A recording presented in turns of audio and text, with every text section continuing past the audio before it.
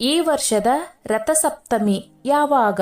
ಶುಭ ಮುಹೂರ್ತ, ಪೂಜೆ ವಿಧಾನ ಮತ್ತು ಮಹತ್ವ ತಿಳಿಯಿರಿ.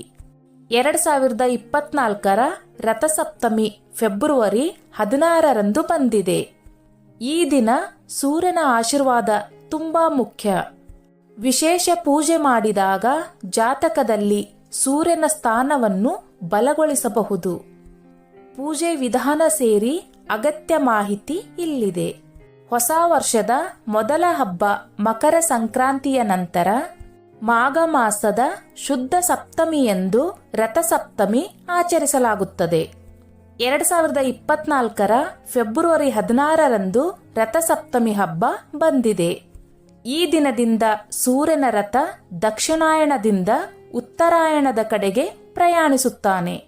ಸೂರ್ಯನು ಎಲ್ಲಾ 12 ರಾಶಿಗಳನ್ನು ಸುತ್ತಲೂ 1 ವರ್ಷ